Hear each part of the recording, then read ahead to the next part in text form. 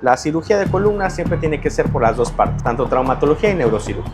¿Qué no haría como traumatólogo? Número uno, explota el tanque de gasolina y pues les ocasiona una quemadura terrible. Urgencias trató de canalizar, de poner por ahí un catéter central y pues era imposible porque no había, la anatomía estaba perdida. Sí. Por las responsabilidades que conlleva el grado de residencia, el R4, jamás, nunca vas a dejar de aprender, nunca. Y el especialista que diga que él lo sabe todo, está mintiendo. A veces se suma la arrogancia, a veces se suman los egos y eso condiciona roces entre especialistas.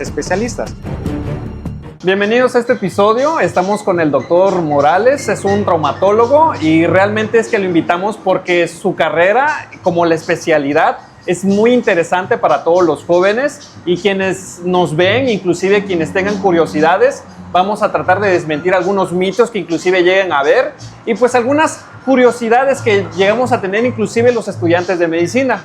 Así que doctor, buenos días, muchas gracias por aceptar nuestra invitación. Es un gusto. Entonces, para empezar, queremos conocer un poquito de usted, de sus orígenes. ¿De dónde viene usted? ¿De dónde es usted? ¿Dónde nació? Cuéntenos sobre eso. Muy bien. Claro, pues es un gusto estar con ustedes, primeramente, ¿no? Para todos el auditorio, pues veo que como estudiantes de medicina para mí es muy grato ver a las nuevas generaciones implementar nuevos proyectos, ¿no? Considero que eso es muy importante, muy bueno, conocer cada punto de vista de cada especialista, ¿no? Claro. Y pues al final de cuentas, pues ustedes también tomarán una decisión cuando llegue el momento para pensar en una especialidad y pues tomar lo mejor y pues aquí estoy para servirles. Pues mis orígenes, yo soy de acá, soy de acá de Chiapas, soy tuxtleco completamente, nací, crecí, me formé acá en Tuxtla Gutiérrez, conozco muy bien esta ciudad, todos los sectores de la ciudad realmente lo conozco muy bien, pues nací acá en Tuxtla Gutiérrez, como te comento, pues la formación primaria la hice igual acá, en una primaria que se llama anexa a la normal del estado, si no recuerdo mal. Posteriormente la secundaria la hice en la Escuela Secundaria del Estado, que se encuentra en el centro. Sí. Estuve ahí en el turno matutino, grupo y tanto, o sea, ahí estuve bastante bien. Muy buenos amigos, muy buenos colegas, algunos que estudiamos juntos ahí en la secundaria, nos hemos encontrado y pues hemos recordado momentos, ¿no? La preparatoria lo hice en el Colegio de Bachilleres de Chiapas, el Campus 13, creo que es así, el que está frente al Parque del Oriente, sí, ¿no? Claro. Por ahí estuve, igual otros compañeros que ahorita ya son colegas, ¿no? Grandes amigos. Y pues la universidad la hice en la Universidad Salazar. Ahí estuve en la Universidad Salazar, que fueron 6 años, considero. Mi internado en ese entonces, pues era por cuestiones de promedio, ¿no? Y entonces el promedio más alto, pues se iba al Instituto Mexicano del Seguro Social, el 5 de mayo, el IMSS 5 de mayo, claro. Y pues ahí estuve en el 5 de mayo, pues tuve la fortuna de tener el tercer mejor promedio de la universidad. De igual manera, el servicio social, pues en ese entonces se creía de que si te ibas a un centro de salud, entonces había más oportunidad para poder estudiar y así presentar el examen y pues poder ingresar, ¿no? Lo que es el examen para aspirantes a residencias médicas. Lo hice aquí en una comunidad, bueno, no comunidad, que es un municipio que lo conocemos como 20 de noviembre, ¿no? Okay, sí. Yo egresé en el año 2013, ¿no?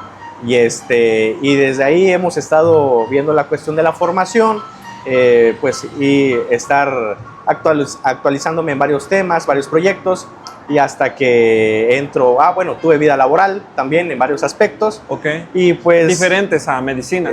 Estuve enfocados a medicina, pero, por ejemplo, en el año 2015, fui el jefe de salud en el trabajo de un departamento estatal que se llama ICATECH. Estuve por ahí en algunos meses, como un año considero. Posteriormente me voy a trabajar, entro a Secretaría de Salud, ¿sí? Entro a trabajar a Ocosingo y posteriormente pues me voy al extranjero. Estuve en el extranjero algunos meses por cuestiones de que quería hacer la especialidad, pero de ahí se empezó todas las cuestiones de COVID, ¿no? Claro. Esta pandemia que nos afectó muchísimo, sí, en el 2020 y pues 2021.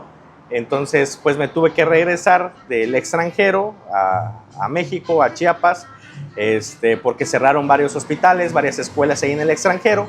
Entonces tuve que regresarme y pues ya estando acá nuevamente en Tuxtla Gutiérrez, pues paso a ser parte de la plantilla de trabajo del Poliforum, que veían pacientes de COVID. Claro. Entonces estuve, creo que viendo pacientes en Búnker, en la región de Búnker, que se le conocía a los hospitalizados, como 2 meses considero, y posteriormente como 1 año ya pasé a formar parte de la coordinación médica y subdirección del Poliforum, ¿no? De los pacientes de COVID, ¿no? Y posteriormente, pues en ese entonces presento examen, ¿no? Presenté el examen para la especialidad, algo que te soy muy franco que no lo iba a presentar. ¿Por qué? Porque tuve un familiar que mi papá pues se enfermó, se puso grave por cuestiones de COVID, y entonces como necesitaba el apoyo, vaya, muy personal, ¿no? Por la cuestión de salud, entonces pues yo cuidaba a mi papá, pues yo dije, no, pues creo que no es momento de ir a presentar el examen, porque pues estábamos bien sabedores que entre más tuvieras contacto con ese tipo de personas, pues te podías enfermar a tus allegados, entonces pues no quería que se la enfermara preocupación nuevamente. de así que es. como son mayores, tiene uno el miedo de que pues Tal sus cual. defensas estén bajas, los vas a contagiar. Así es. Que más les pegaba a las personas mayores, ¿no? Así Esa es, era la preocupación sí, tal que cual, teníamos. con comorbilidades, entonces era un sector muy vulnerable. Pero pues bueno, mi papá me dice, ¿sabes qué, hijo? Ya pagaste el examen, ya todo, pues ve, presenta tu examen, ¿no? Y a mí me tocó presentar en Villahermosa. Y dije, pues bueno, pero sucede que cuando era el examen de Villahermosa, pues era época de lluvia, octubre, si no recuerdo mal, y pues hubieron inundaciones en Villahermosa, la carretera de acá a Villahermosa, habían derrumbes, o sea, era difícil llegar, ¿no? Sí. Pero pues por ahí unos amigos me comentaron, ¿sabes qué, Fede? Ve a tu examen, o sea, busca la manera, y pues fui, presenté y pues gracias a Dios todo salió favorable, y pues ya que entré a la especialidad de traumatología y ortopedia.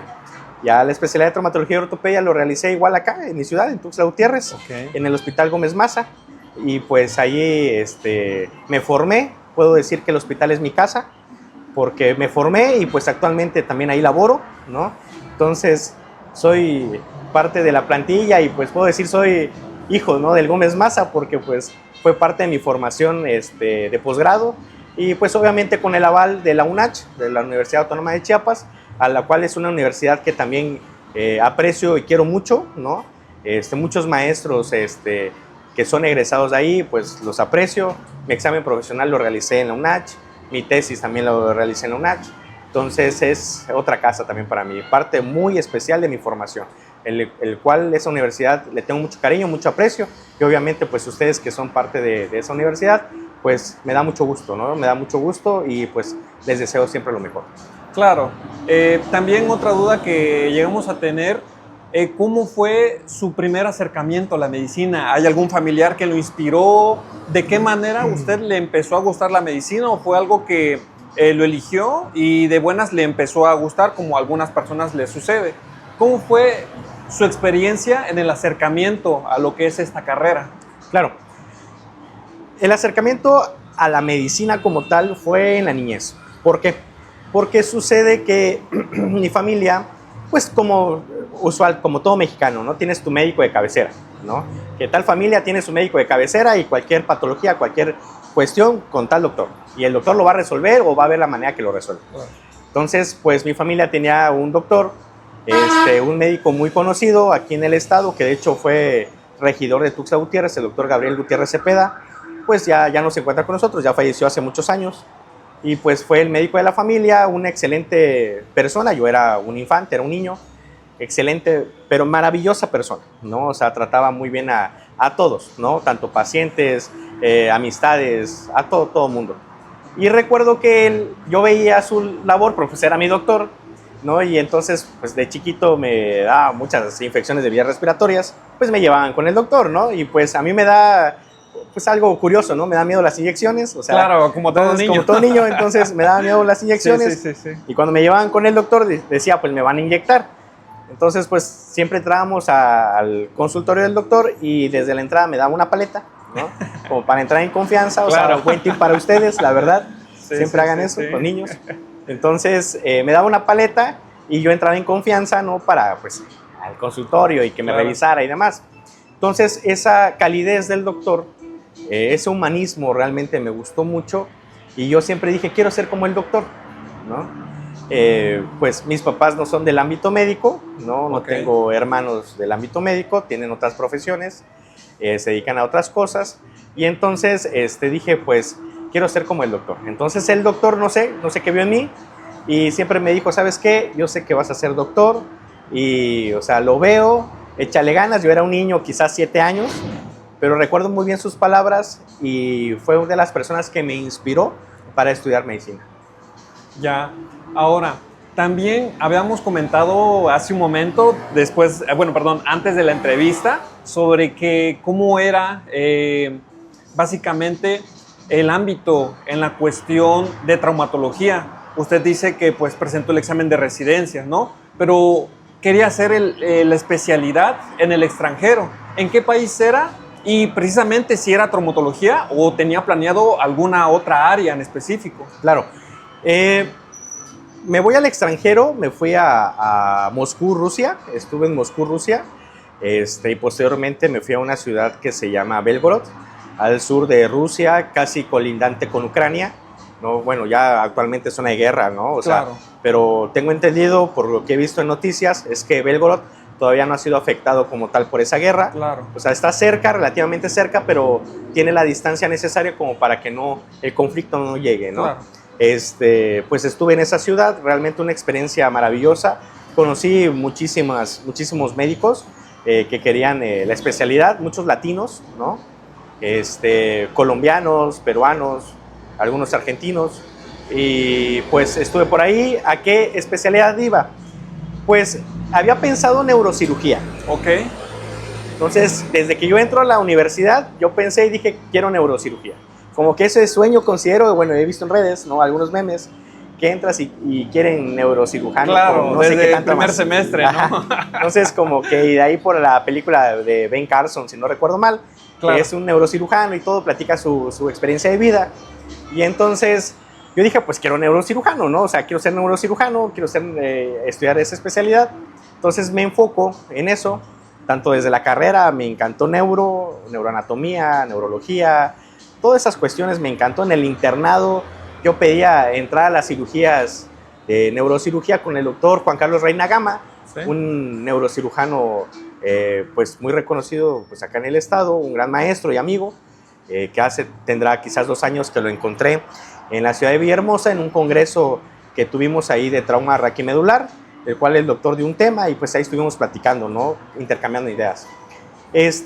Y posteriormente pues estoy en Rusia, ¿no? Quería la parte de neurocirugía, pero por cuestiones de COVID, entonces empiezan a cerrar hospitales, universidades, o hacer las conversiones de los hospitales generales a COVID, ¿no? Por la cuestión, entonces no se sabía qué tiempo iba a estar como que esa parte. Entonces, pues platiqué con mi familia, que era lo más conveniente, y pues decidí pues el regresar al estado de Chiapas y en cuanto terminara la cuestión de la pandemia, pues regresar, pensando 2 o 3 meses. Claro, por supuesto. Obviamente la pandemia se extendió por varios años y pues la vida sigue, ¿no? Entonces, Correcto. al ver que se extendió por muchos años, pues decidí continuar mi vida profesional acá en México. Ya estando acá en México, obviamente, pues también por la cuestión a veces de años de especialidad, pues creo que aquí en México son 7 años, si no recuerdo mal, para neurocirugía.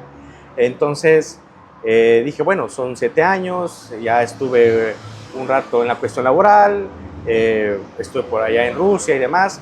Entonces dije, la especialidad también que me apasiona y que me gusta mucho, pues traumatología, ¿no? Y pues traumatología tiene un sector también que es de columna, y columna siempre se ve en conjunto con neurocirugía. Es algo que yo siempre he dicho, la cirugía de columna siempre tiene que ser por las 2 partes, tanto traumatología y neurocirugía. Entonces entro con esa pasión de la columna a traumatología y pues me formé en traumatología y aquí estamos. ¿Eso es una subespecialidad, doctor? Así es, se puede hacer como una alta especialidad o una subespecialidad en la cuestión de columna, pero desde tu formación de traumatología tú puedes tratar de enfocarte en algo que te guste mucho, por ejemplo, prótesis, háblese cadera, rodilla, hombro, parte de artroscopía, cirugía articular, puede ser ortopedia pediátrica, puede ser cirugía de mano, columna. Entonces, entre ellas hay altas especialidades y subespecialidades. Pero desde tu formación puedes pedir algunas rotaciones en las cuales te van dando ya las bases, ¿no? Para alguna de ellas, ¿no? Y en especial en lo personal, fue cirugía de columna, ¿no? Y pues es algo que me encantó, que me apasiona y que lo sigo desarrollando como profesionista. En el ámbito de su carrera, meramente de su especialidad, de lo que ha visto, ¿qué es lo que le ha enseñado? Ya que pues, se dice que pues, cada especialidad le enseña algo referente a la vida o algo externo, ¿no? Por ejemplo, ¿qué es lo que ve ahora más común? O me imagino los accidentes que llegan a ver, ¿no? Que no haría como traumatólogo. ¿Qué no haría como traumatólogo? Número 1, manejar moto.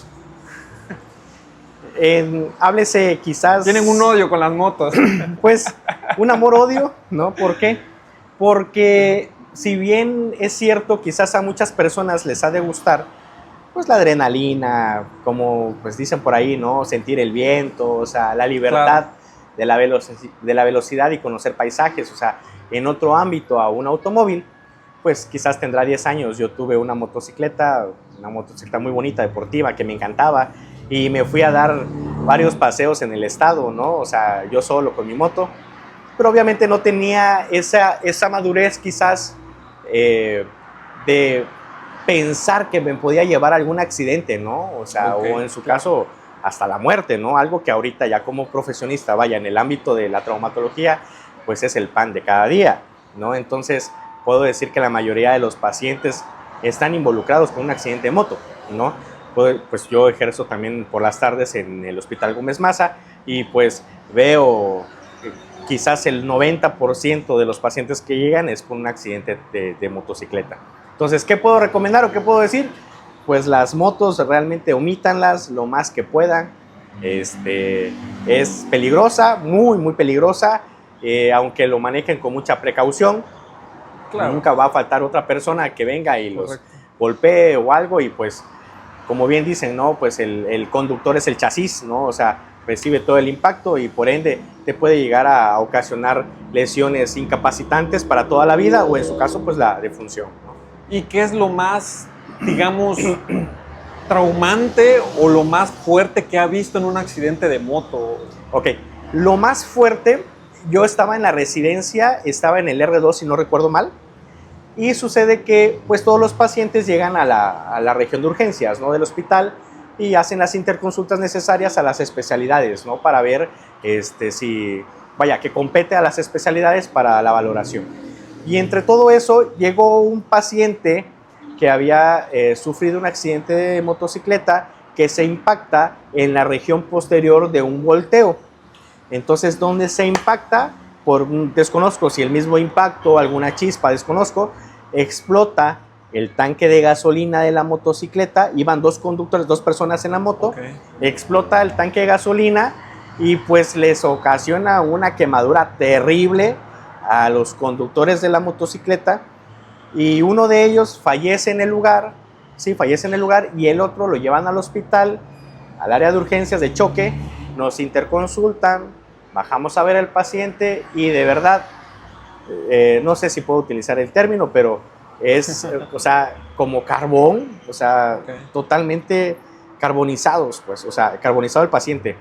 Estaba irreconocible, tenía una fractura expuesta en tibia, y pues no había más que hacer. O sea, las condiciones del paciente eran totalmente, el pronóstico muy malo, o sea, desfavorable. De hecho, el servicio de urgencias trató de canalizar, de poner por ahí un catéter central, y pues era imposible porque no había, la anatomía estaba perdida, ¿no? Entonces, pues entre que ellos estaban haciendo eso, pues nosotros esperando ahora sí nuestro turno para poder ejercer algo. Claro. Y pues el paciente falleció, ¿no? Entonces, eso fue en mi R2 y lo tengo muy marcado, la verdad, muy marcado, porque fue un aspecto, o sea, un escenario muy impactante, la verdad, muy impactante. Sí, me imagino. Entonces, ese tipo de acercamientos que inclusive, ¿usted creería que pudieran llegar a desistir alumnos o residentes? Porque inclusive habíamos platicado hace un momento sobre el burnout, ¿no? Claro. ¿Qué sería que usted considera la tasa más alta de bajas en la residencia médica y el por qué? Ok, considero que siempre he pensado que ha sido por etapas. Ok. ¿A qué voy con esto?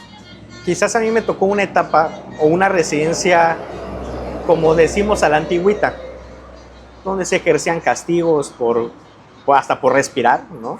Entonces, castigos de días, semanas, trabajos muy extenuantes de un día para otro, no dormir, ¿no? O sea, era un desgaste físico, emocional, mental muy grande, que pues de alguna manera tú pensabas en un lapsus de renunciar, de desistir, de decir, tirar la toalla, o sea, ya no puedo más, ¿no? Pero ahí entra también la parte de tus compañeros y cuentas con coRs, pues, ¿no? En donde mientras tú estás con un estado emocional quizás bajo por alguna situación hospitalaria o quizás hasta externa, entonces tienes tu coR amigo que te dice, oye, tranquilo, ¿no?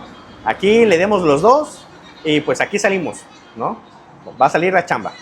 Entonces, como que había eso, pero a mí me tocó observar de que la mayor parte de bajas era por el desgaste físico, emocional y mental que te daba en ese entonces la residencia. Ahorita han cambiado, han habido varios conceptos que han cambiado, pero he visto que actualmente es más que nada porque entran a alguna especialidad que no es 100% de su agrado. Y cuando empiezan a observar cómo se dirige la especialidad, ¿no? Entonces, como ya no les agrada, entonces veo que causan la baja de la especialidad y esperan la otra promoción del examen y presentan para lo que gusten y a veces pues les va muy bien y pasan a la especialidad de su agrado, ¿no? Considero que vuelvo a repetir, considero que es por etapas y actualmente considero que es porque entran a la especialidad y quizás no entran convencidos o no es del agrado al 100%. Ok. ¿A usted le llegó a dar un cierto tipo de la sensación de querer darse de baja? Y si es así, ¿cómo lo sobrellevó? Quizás en el R1, que el R1 es lo más difícil, la verdad es muy pesado, muy, muy pesado. Llegué a pensar, sí, me pasó por la mente el decir, ya no puedo más, voy a renunciar, pues, no sé, presento quizás hasta para otra cosa. Te pasan mil ideas, ¿no? O sea, estás trabajando, estás en el hospital, estás haciendo tus actividades que te corresponden, pero pues tienes la mente, ¿no? Ahí sí, de claro. que trabajando y que bueno, y si hago esto otro, ¿no? Y si mejor me doy de baja. Y si ya no, o sea, ya no estoy como para aguantar tanto esto, o sea. Claro. Sí, sí pasó, claro que pasó. Creo que todos los R1 en algún momento han pensado eso. O sea, creo que el que diga que no estaría mintiendo, ¿no? Okay. Pero es un rato, o sea, realmente y pasa, ¿no? Y respecto al burnout, me tocó hasta el R4, me tocó, okay. Donde hubo un momento en donde ya era muy pesado por las responsabilidades que conlleva el grado de residencia, el R4, que hay que observar a los demás residentes, pues claro. Yo era jefe de residentes, entonces pues tenía la responsabilidad de hacer los temarios, de checar las vacaciones, hacer los roles de guardias, cualquier problemita del hospital, pues el jefe de servicio era conmigo, entonces claro. Cualquier exigencia conmigo, entonces llegó un punto en donde pues necesitaba ya descansar, ¿no? Por supuesto. Y pues en el R4 nada más teníamos un periodo vacacional en todo un año y pues como tenías un periodo vacacional nada más, o sea, era bien pensado cuándo lo ibas a tomar, ¿no? Entonces cuando llegó ese punto que dije, no, necesito descansar, o sea, darme un tiempo, entonces tomé mis vacaciones, recargué pilas, no al 100% porque estaba viendo cuestiones de tesis, que mi examen de consejo, el Consejo Mexicano de Ortopedia y Traumatología, que pues otras presentaciones en el hospital, etcétera, entonces rotaciones, y pues, pero me sirvió para descansar y y pues nuevamente tomar fuerzas para continuar con la especialidad. ¿Cómo es el acercamiento con los pacientes con respecto a traumatología? Es decir, en el R1, ¿qué es lo que hacen? En el R2, en el R3 y así sucesivamente hasta poder convertirse en un traumatólogo. ¿En qué momento usted diría, bueno, ya se le pierde el miedo? Esa es la duda, ¿no? Porque inclusive he escuchado que es por práctica, ¿no? Que es practicando, que bien lo sabemos, pero a su experiencia, ¿cómo es la residencia de un residente de traumatología? Claro. La residencia, como es por grados, yo recuerdo cuando estaba en el R1 decía, bueno, veía a mi R4 operar, ¿no? Y decía, ¿cómo sabe? O sea, ¿dónde va a incidir? Claro, ¿No? por supuesto. ¿Cómo no le da miedo? O sea, de que va a afectar, no sé, alguna arteria, ¿no? Algún vaso o que va a quedar bien o no sé. Y recuerdo que en mi R1 yo le pregunté a mi R4, le digo, doctor, ¿cómo tiene la confianza para poder hacer la cirugía? ¿No? O sea, ¿en qué momento usted dijo, yo ya puedo operar? ¿No? Entonces me dijo, pues es conforme van pasando los años, ¿no? Vas viendo los procedimientos quirúrgicos y pues vas tomando esa seguridad, ¿no? Okay. Para hacer los procedimientos. Y yo dije, ¿será cierto? Y pues el R1 es más que nada el entorno directamente en urgencias, ver los pacientes de urgencias, que pues hacer reducciones, poner férulas, yesos. Y el ámbito quirúrgico, pues no tienes tanta oportunidad de entrar a quirófano, eso ya es en grados posteriores, pero como estás todos los días de manera constante, tienes residentes de mayor jerarquía, de alguna manera ves lo que hacen los residentes. Si tienes buenos residentes, te pueden enseñar también, ¿no? Porque hay de todo también, ¿no? Y fue hasta el R3 que yo dije, sí puedo operarlo, sí lo puedo hacer, ¿no? Y pues ya me iban soltando las manos, o sea, ya me iban dando para que hicieran los procedimientos. Y ya en el R4 fue donde, pues, como el de mayor jerarquía en la residencia, pues la cirugía es tuya. Obviamente bajo supervisión del adscrito, ¿no? Claro, el titular de la cirugía, que te va haciendo algunos comentarios para ir puliendo tu técnica quirúrgica, siempre y cuando tengas buenos maestros, es a lo que voy, porque pues también hay de todo, ¿no? Y pues ahí es en donde pules eso, pero siempre he dicho, jamás, aunque sea el especialista más experimentado, nunca vas a dejar de aprender. Nunca. Y el especialista que diga que él lo sabe todo o que es el mejor para tal procedimiento o para tal cuestión, está mintiendo, ¿no? Entonces, nunca vas a dejar de aprender. Obviamente, en este ámbito hay luchas de egos, ¿no? Y los pues, egos son muy comunes. Exactamente, es muy común en la carrera, o sea, desde estudiantes, desde médicos generales, por supuesto, la región laboral, la especialidad, o sea, todo el tiempo hables en el ámbito, en el gremio médico, los egos es de cajón, ¿no? Entonces, pero nunca va a faltar el que diga o el que crea que es mejor que el otro o que lo sabe todo. Y eso es mentira, eso es falso. Nunca vas a dejar de aprender, jamás, ¿no? Y si tú sabes muy bien que siempre estás en constante aprendizaje, considero yo que eso te hace un buen médico, una buena persona y un buen especialista, ¿no? Okay. Porque al final de cuentas, pues tú trabajas con personas, ¿no? Con pacientes. Y el paciente quiere la mejor atención, o sea, quiere resolver su dolor, quiere resolver lo que aqueja su dolencia. Entonces, creo que eso nos hace más humanos. Ok. Con respecto meramente a la residencia que usted vivió, ¿qué opina con que ahora se hayan reducido las horas de labor que tienen los residentes médicos? Me parece que lo implementó el IMSS y no sé si ya lo implementó el ISSSTE, no tengo ahí muchos datos sobre eso. Si ya lo implementó, pues bueno, imagino que es un alivio. Pero, ¿qué opina? ¿Forma mejores médicos, malos médicos? ¿Qué opinión tiene sobre eso usted? Pues bueno, para ver si si hay buenos o malos médicos, considero que eso lo dirá el tiempo, porque se acaba de implementar. Desconozco, como bien dices, desconozco si el ISSSTE ya lo hizo, pero por ejemplo en el hospital donde laboro, Sí, los médicos los médicos residentes ya están en ese plan. Y pues puedo, en mi opinión muy personal, Claro. puedo decir que no es factible. Porque necesitas tener el mayor tiempo de contacto con el paciente. O sea, yo le digo a mis residentes, cada cama que hay, por ejemplo en traumatología, cada cama que tenemos, cada paciente es un diagnóstico, es un caso clínico y es un aprendizaje. Es un tipo de cirugía, ¿no? Y aunque por decir, tenemos 2 pacientes con fractura de tobillo, pero este paciente nunca va a ser igual a este, ¿no? Entonces, entre tengas mayor contacto con los pacientes, vas a aprender mejor los procedimientos y hasta las complicaciones que pueden aparecer en un procedimiento quirúrgico. Pero ahora el tiempo de estancia pues se redujo muchísimo, entonces considero también que ese contacto se reduce y por ende hasta el aprendizaje se puede reducir, ¿no? Okay. En opinión muy personal, pero considero que el tiempo determinará si sí o no. La verdad, considero que ahí será.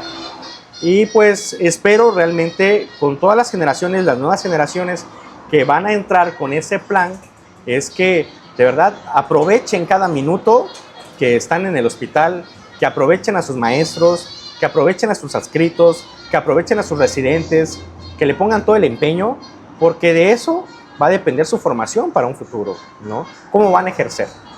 Entonces, quizás en una parte es buena, en el aspecto que tienes un poquito de más tiempo de esparcimiento, para hacer otras actividades que pues al final de cuentas es una persona, pues, o sea, necesita hacer otras cosas. Pero cuando estás en formación, es enfocarte en tu formación. Porque el especialista, como él dice el nombre, ya eres especialista en una rama. Entonces debes de tratar de ser lo mejor en esa rama. Y para que hagas eso necesitas tiempo, necesitas contacto, necesitas estudiar y buenos maestros. Ok. Con respecto ya a la especialidad, y me imagino que algunas personas también van a tener esa curiosidad o duda, al igual que yo, es cómo se pueden cuidar de la hernia de disco, ya que pues inclusive creo que los jóvenes no están exentos de tener alguna lesión de este tipo, ¿no? Entonces, ¿qué podría recomendar, ¿no? para ello? Pues, por lo que bien comentas, o sea, en los jóvenes ya es común, se creía antes de que nada más era una enfermedad de adultos mayores, pero una vida que habían llevado de trabajo, exceso de trabajo, no sé, cargar pesado, etcétera. Pero ahorita ya es muy común en los jóvenes. Un paciente que me llegó por medio privado, de 17 años, pues con mucho dolor lumbar, ya con un poco de pérdida de sensibilidad en las piernas, con un poco de pérdida de fuerza en las piernas. Tomo radiografías, veo algunos datos radiográficos ahí de lesión en los cuerpos vertebrales, y pues solicito la resonancia magnética. Solicito la resonancia y veo por ahí una deshidratación de los discos a nivel de L3, L3, L4, L4, L5, L5, S1, deshidratación de discos, ya datos de protrusiones discales, si no recuerdo mal, L5, S1 con dato de secuestro. Entonces, y digo, ¿cómo es posible que este paciente, estando tan joven, tenga muy mala columna, ¿no? Obviamente paciente candidato a un procedimiento quirúrgico. Y haciendo el interrogatorio pues dirigido, pues él me comentaba que desde pequeño, háblese 14 años, pues ya estaba de lleno en el gimnasio, ¿no? Okay. Cargando muy pesado, porque pues uno de sus sueños pues era las competiciones, ¿no? Y pues obviamente cargando excesivamente, uso quizás por ahí de algunas sustancias no apropiadas para aumentar la masa muscular, y pues la columna sufrió, ¿no? Entonces considero que es de los pacientes más jóvenes que han tenido problemas de columna, por ejemplo de hernias de disco, por cargar objetos pesados, ¿no? Yo siempre he dicho que para todo hay una etapa, hay una edad, y pues no adelantarse, ¿no? Okay. Entonces, tener una adecuada higiene de columna, una buena postura, evitar los objetos pesados, ¿no? Quizás trabajos de mucho esfuerzo, ¿no? Y pues la columna es fundamental, es el pilar. Yo siempre he dicho, es el pilar del ser humano, la columna vertebral. Ahora, había comentado sobre el gimnasio, ya que muchos jóvenes, pues, que nos ven inclusive y que pues van a ver el video, muy seguramente van al gimnasio y ahora pues ya es una preocupación, ya que como Claro. lo mencionó, ¿qué es esos ejercicios que no recomendaría tanto en mujeres como para hombres? Que digo usted, no lo recomiendo porque esto puede provocar a una lesión. O cuáles sí haría, ya que pues normalmente los ejercicios de fuerza que para pierna se requiere de un peso, ¿no?, adicional. Claro. ¿Cómo recomendarías aparte para poder cargar adecuadamente y pues no sea esto convertirse en una lesión? Claro, considero que primeramente tener una adecuada rutina. O sea, de acuerdo al músculo que quieras trabajar, una adecuada rutina. Investigar de cómo hacer los ejercicios o tener un buen coach, ¿no? Y evitar como tal el peso muerto, ¿no? O sea, el peso muerto es fatal. Tener la barra, los discos, hacer las sentadillas, ¿no? A veces no tienen una adecuada postura, la columna siempre tiene que estar totalmente recta, descender así, y pues muchas personas no lo hacen. Entonces tienen curvatura en la columna, obviamente hay mayor esfuerzo en los discos intervertebrales y eso puede condicionar hernias de disco, ¿no? Si, como tú me comentas, si puedo decir que hay un ejercicio que no, sería el peso muerto, que sí recomiendo, lo que son máquinas. Ok. Las máquinas pues ya están bien estudiadas, o sea, para eso están, entonces ya tienen una forma o un ejercicio, un movimiento controlado, ¿no? Pero obviamente no exceder el peso. Y siempre y cuando tengas un buen coach. Ahora, siempre he pensado que antes de que tú, cualquier persona diga, voy a entrar al gimnasio, voy a hacer X ejercicio, háblese, ahorita está muy de moda los maratones, ¿no? Siempre acudir a una revisión, pues, de traumatología y ortopedia, para ver que estén bien tus articulaciones, que esté bien tu columna, que esté bien todo, para que así evitar al mínimo las lesiones. No quiere decir que no van a haber, porque pues en cualquier momento puede haber un accidente, ¿no? Por supuesto. Pero al mínimo, pues tratar de llevar este tipo de problemas.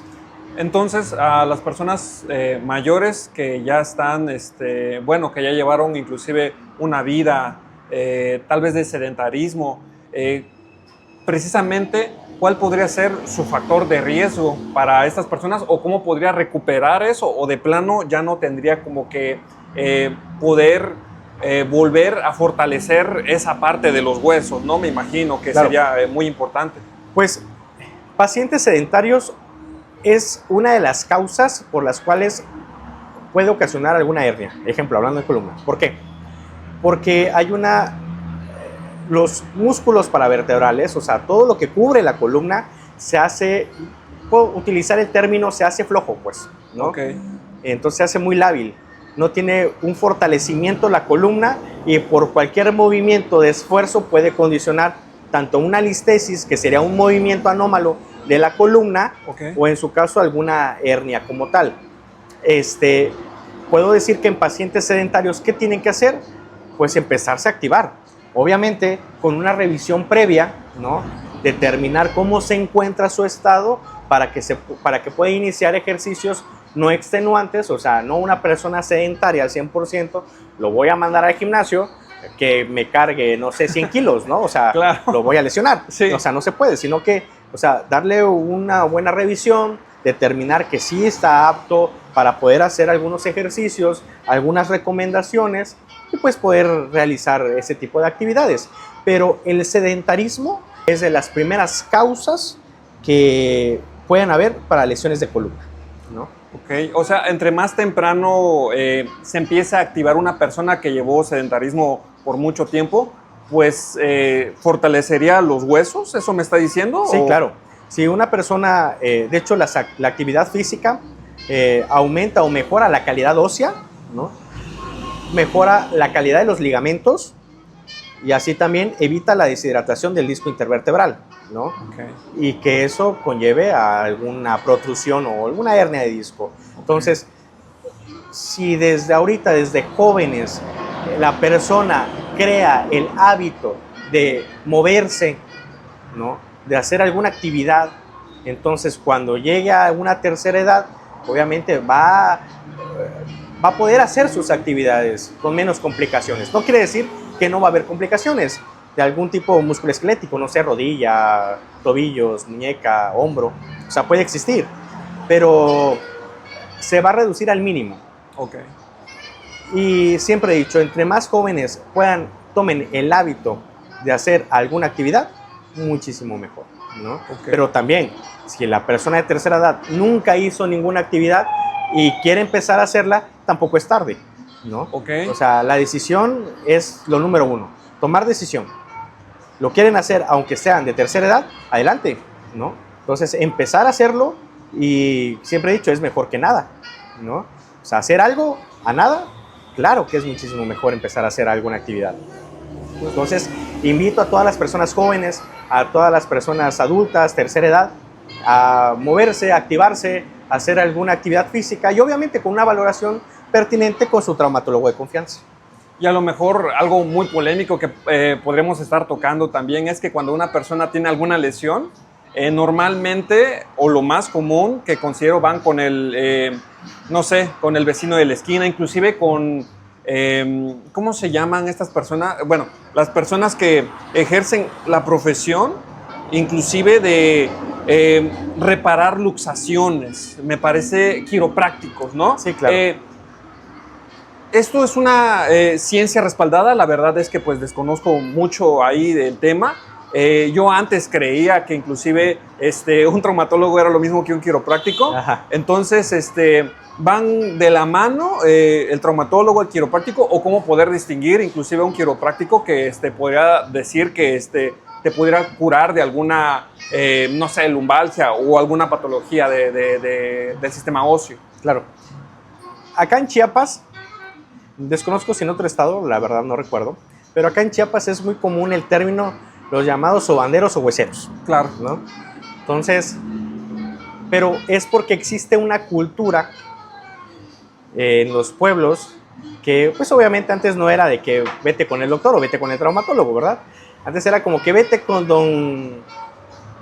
por decir un nombre, ¿no? Vete con don Panchito porque él es el sobandero o él es el huesero y él te va a acomodar porque acomodó a tal persona, ¿no? Okay. Y le fue bien y órale, ve con esa persona. Y pues sucede que en ese entonces, pues no había más, ¿no? Háblese, con decirte, con 20 años atrás, ¿no? Entonces no estaba la cultura y muy, muy usual. Al día de hoy, todavía sigue llegando mucho paciente a la consulta que fueron primero a una consulta o valoración por medio de algún huesero, algún sobandero, quiropráctico, y donde se atreven todavía a poner inyecciones, hacer maniobras que complican mucho al paciente. Desgraciadamente en la actualidad hay mucho, hasta con decirte, hay mucho médico que empieza a hacer algún curso de algo, ¿no? Y se empiezan a vender de esa manera, pues, ¿no? No quiero mencionar realmente algunas especialidades, entre comillas, porque quizás no sea el caso de la entrevista, pero que se venden como especialistas, ¿no? Digo se venden porque para ellos eso es lo principal, la venta, ¿no? Y pues para los especialistas de NARM, que pasamos un hospital, una residencia, aprendimos, la mayoría puedo decir, a que lo primordial, lo principal es tu paciente, el bienestar de tu paciente. La cuestión económica vendrá después, pero principalmente es tu paciente. Pero estas personas que se venden como tal y lucran con algún nombre o alguna especialidad que no lo es, Entonces, afectan realmente la calidad de vida del paciente. Y nosotros como especialistas, pues nos toca resolver a veces esas complicaciones, ¿no? Y pues es bastante lamentable y difícil. Yo puedo decir y puedo opinar y aconsejar que no lo hagan, o sea, porque pues probablemente esta entrevista no solamente lo vea personal de la salud, Claro, sino por supuesto. varias personas que les interesa, ajá, inclusive tengan algún y problema. pues realmente no vayan con personas empíricas que nada más el conocimiento ha pasado de padre a hijo, de abuelo a hijo, a nieto, etcétera, porque no tienen esa formación o ese sustento académico, o como nosotros como médicos, pues es medicina basada en evidencia, ¿no? Claro. Y entonces, artículos como tal que sustenten los procedimientos. Entonces, considero que no lo hagan, siempre vayan con alguna persona que tenga la formación, ¿no? Y pues darle la mejor atención. Ok, entonces diría que van más de la mano con los fisioterapeutas, me imagino que, Claro, que... tal cual. Algo que siempre el traumatólogo tiene que trabajar de la mano es con su médico de rehabilitación, ¿no? Okay. Siempre, siempre. Yo siempre he comentado eso. Un buen traumatólogo debe tener un buen rehabilitador. ¿Por qué? Porque el paciente, como trabajamos con el sistema musculoesquelético, entonces el paciente necesita incorporarse a sus actividades. Tú como traumatólogo puedes hacer una excelente cirugía, una excelente reducción, cualquier procedimiento, pero el paciente va a necesitar una rehabilitación para que se incorpore y no tenga ninguna complicación, ¿no? Siempre he pensado, un buen traumatólogo debe tener un buen rehabilitador. Ok. Y con referente, precisamente con trabajar con otras, inclusive especialidades o colegas, ¿no ha tenido alguna experiencia que nos pueda compartir de su formación en cómo han sido algunos médicos que inclusive le llegaron a dar dicha formación? ¿Cómo era el trato con los demás, el personal? Vaya, o sea, precisamente si el trato cambia o meramente es una cuestión personal o de egos, como lo habíamos comentado, Claro. en que se tiene también la idea, ¿no? De que porque es médico, siente que considera la inminencia, ¿no? Claro. Pues, ¿qué recomendación da? Y su experiencia, por supuesto. O sea, si ha vivido algún tipo de trato diferente ante un médico, pues que tenga este tipo de estereotipos, ¿no? Que llegamos a tener inclusive de ellos. Claro. Pues considero que algo que nunca debemos de perder, todos los seres humanos, independientemente seas o no seas profesionista, es la humildad, ¿no? Es el humanismo, es la sinceridad, la tolerancia.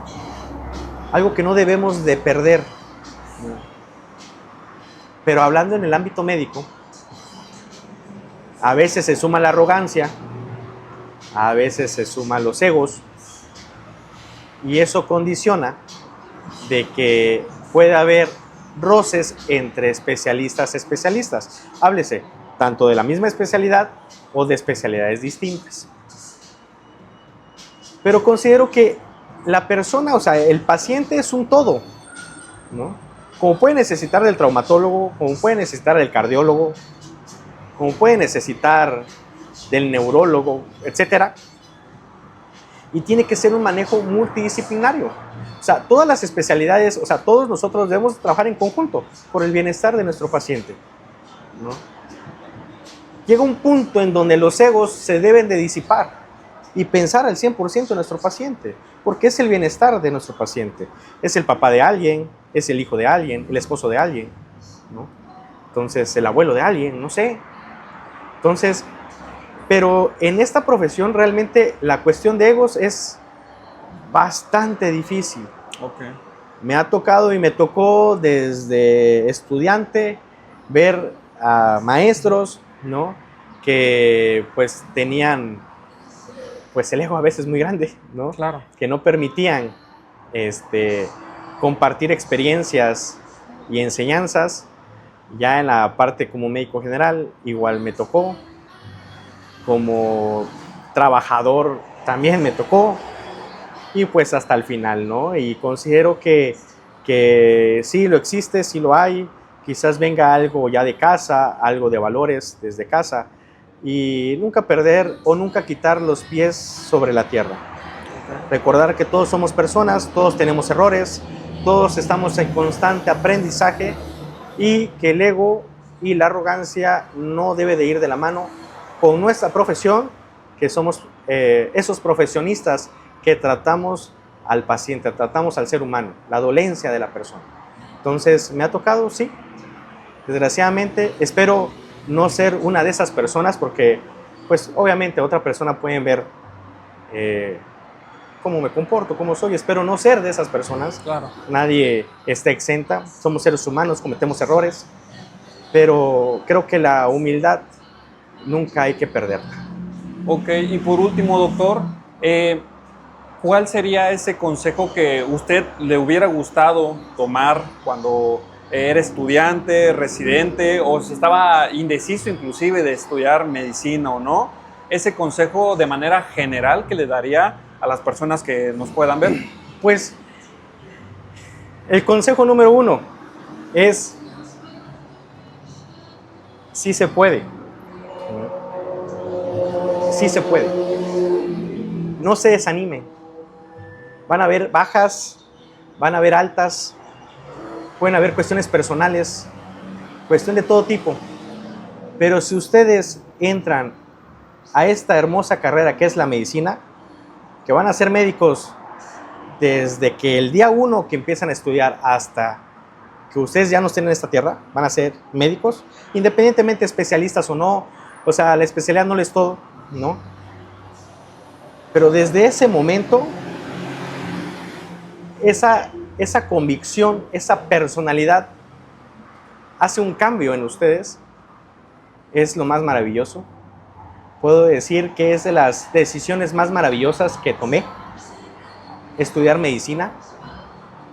En lo personal me fue hasta...